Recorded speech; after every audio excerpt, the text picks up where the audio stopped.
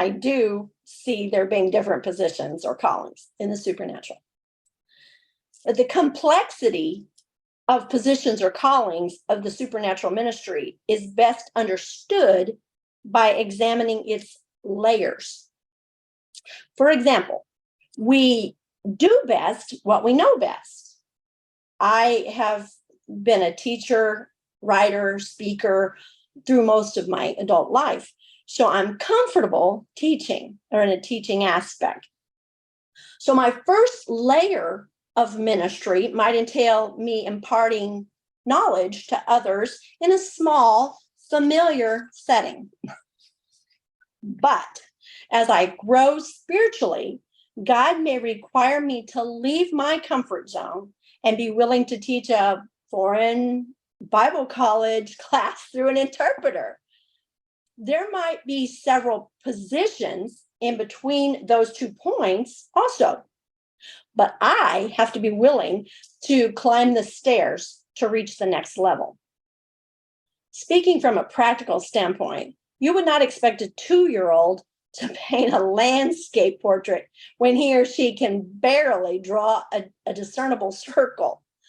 But with time, experience, and confidence in their own abilities, an artist can be developed. In the same way, there are layers, not necessarily levels, in prayer. As we know, prayer is, by its most basic definition, communication with God. So it's important not to compare ourselves with others in the way they pray.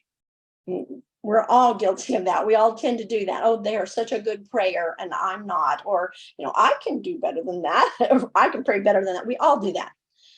But there are at least 4 different types of prayer that I'm familiar with. And I want to talk about those just briefly. One is a conscientious prayer. This is consistently acknowledging the source of your blessings and counting them and praying for people and needs throughout the day. A thought hits your mind, someone comes to your mind, and you just pray, sometimes out loud, sometimes not, but you're taking the time to consistently. That's just what I call conscientious prayer. The second one is partnering in prayer.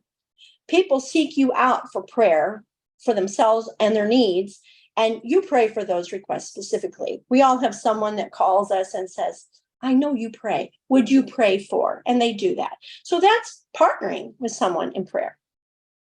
Then there's intercessory prayer, feeling the burden for a person, a place, or a thing to intercede on their behalf.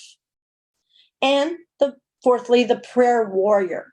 This is precise, spiritually sensitive, a place of prayer where the words are fervent and intentional. Over time, though, I've discovered that each type of prayer has its place and its purpose. So therefore, one type is not necessarily better than another type. However, through consistent practice and discernment, we can develop deeper layers of each type.